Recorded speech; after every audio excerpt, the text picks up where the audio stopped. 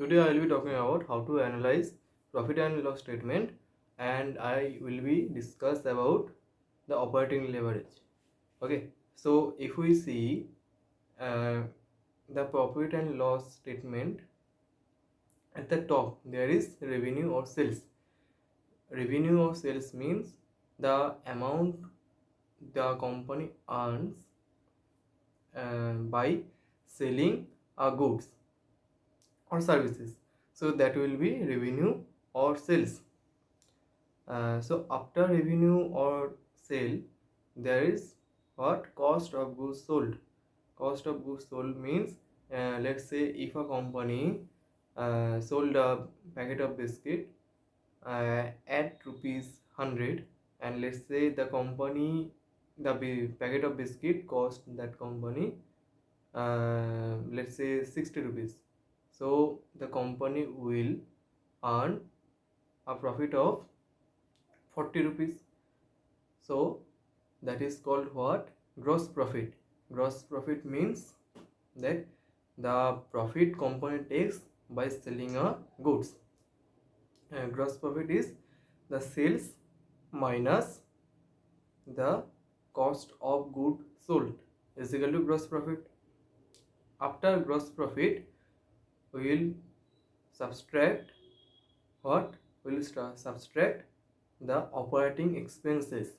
Operating expenses mean, let's say the rent expense, the light bill expense, electricity bill expense, the employee cost. That all will be the operating cost, operating expenses.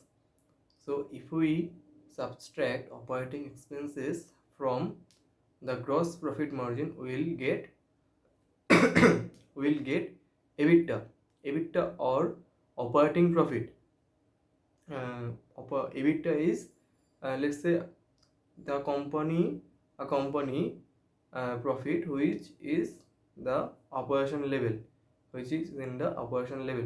So the after the whole operation of the company, uh, the profit the generated by the company is called operating profit or EBITDA.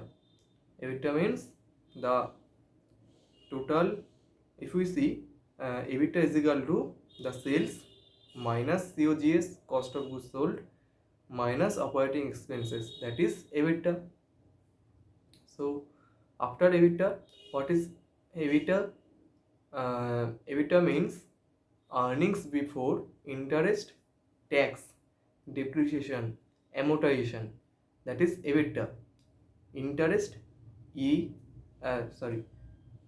EBITDA E, earnings B, before AB, I, in earnings before interest, T, tax, D, depreciation, E, amortization. Now this is called EBITDA. So if we subtract those interest, tax, depreciation, amortization from EBITDA, we will get what? We will get net profit or profit after tax. So if we see in a profit and loss statement, uh, after EBITDA there is operating income, there is other income. EBITDA plus other income. Other income means the income generated from the FD or mutual fund or any investment other than the operation. Okay, that is called other income. So EBITDA plus other income minus interest. Interest means if the companies has take any loan from bank or anywhere, there will be a interest cost. So that is interest. There will be a tax expense to the government, that is tax. There will be depreciation and amortization. Now what is depreciation and amortization? Those two are likely the same. depreciation is for the tangible asset and amortization is for the intangible asset. So what is depreciation? Depreciation means, let's say if a company uh, buys a computer, and let's say the computer will be active for, or will give the service for 10 years. So after 10 years the value of the computer will be zero, and day by day the value of the computer will get lesser. So every year the company will get a hit for that. So that is a depreciation, that every year the company will depreciate the computer. Let's say because the computer is will be service will be in service for 10 years, so the company will depreciate 3000 rupees per year. And amortization is for the, let's say, intangible asset, means the license or anything that is not physically there. So let's say if a company takes a license of 3 lakhs rupees for 10 years from the government, so the amortization per year will be 30,000. So that is depreciation and amortization. Okay. So if we see in the profit and loss statement, there will be EBITDA plus other income minus interest minus tax minus depreciation minus amortization is equal to net profit or the profit after tax. That is the flow. In the description there is a presentation. You can see that will be helpful for you. So if we see the flow of the profit and loss statement, we can see at the top, at the top line there is sales minus cost of goods sold is equal to gross profit. Gross profit minus operating expense is equal to EBITDA.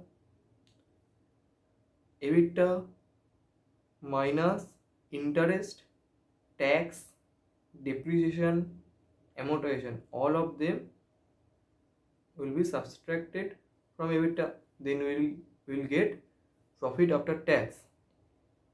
So if we analyze any profit and loss statement, there will be some margins. Let's say gross profit margin, EBITDA margin, profit PAT margin. So if we see what is gross margin, gross profit margin will be the gross profit by the sales is equal to gross profit margin. EBITDA margin, EBITDA by sales is equal to EBITDA margin. PAT margin, PAT by sales is equal to PAT margin. Okay. So if we compare any company's profit and loss statement for, let's say, for a whole year, we will see what the sales growth is. There is sales growth in the company? If yes, that is great. EBITDA is important for those kind of companies who are not making profit. EBITDA is more important for those companies. Or we can see EBITDA for any company. The EBITDA growth or EBITDA margin is very important for any company. That will told you that how much the company takes home after the whole operation, whole business operation. So EBITDA margin will help you there. If the EBITDA margin is increasing for any business, that is good news.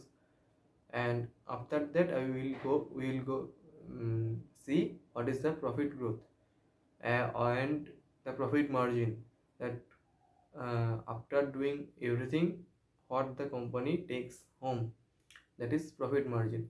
That is also very important. If the profit margin is um, growing, so that will be very good for any company. So if we see now, let's see what is operating expenses. Uh, what is operating leverage? Okay, now we will discuss about operating leverage. So what is operating leverage? If a company's profit growth is greater than the sales growth of the company, so then we will say that the company is getting operating leverage. Why operating leverage is important? Operating leverage is what? Sales growth less than profit growth. Let's say if we see a company's sales growth is 50%, but the company's profit growth is 100%. So what tells us uh, this? Uh, we can see the sales is growing by 50% and profit is growing by 100%. So here the expenses, the middle part of the profit and loss statement, will have to be more stable than the sales growth. So we can see then the expenses are not getting bigger, uh, even though the sales are growing. Okay, so that is good for any business in common sense, that the company do not need to expense much if they are trying to grow their sales. So that is very important. So if we see operating leverage in an example, let's say inox inox let's say in a movie theater they have let's say 50 seats, and per seat ticket is 100 rupees. So let's take that our movie theater have 100 seats and per seat is 100 rupees. So at max what they will earn, they will earn 10,000 rupees. I mean, earn means what, how much they will sell. They will sell at max 10,000 rupees of ticket. So uh, in a movie theater they have the same expenses.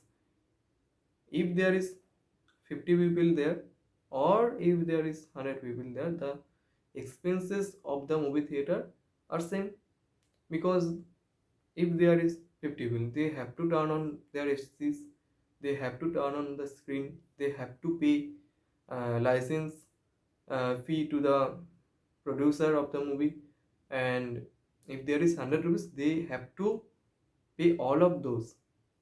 So the expenses are same in both cases. Let's say uh, for day 1 there is 50 people in that theater, and day 2 there is 100 people. So the expenses of day 1 will be same as the expenses of day 2, and then let's say the expenses are total of let's say 4,000 rupees. So in the day 1 there is 50 people, so the revenue will be what, 5,000, and expenses are 4,000, so the profit is 1,000 rupees. And for the day 2 the total sales is 10,000 rupees. Okay, the expenses are same, 4,000 rupees, and the PAT will be 6,000 rupees. So you can see the sales are grown by 100%, but the profit have grown by 500%. So that is operating leverage. They do not have to expense more if they are trying to grow their sales. That is really important for any company. That is operating leverage. Operating leverage means we have to just see the profit growth and the sales growth, and then if the profit growth is greater than the sales growth, that is really good for a company. So in profit and loss statement, we have to compare the sales number between two period. If the sales growth is good, we have to see if there is a operating leverage or not. If there is operating leverage, that is great for you, and if there is not, you just have to do it for sales growth. Yeah, sales growth is the most important, because let's say if a company today doing a loss, but there is sales growth, so those, if there is sales growth, the company will do profit in future. But if there is no sales growth, the company will not do anything in future, because there is no sales, there is no sales growth, and they do not have any chance of improvement. Okay, if there is sales growth, there is a chance of improvement in the company. So that is it for today. We have to find those things, that say what is the sales growth of the company, what is EBITDA margin, what is PAT margin, if there is operating leverage or not. We have to find those things from profit and loss statement. uh, so that's it for today.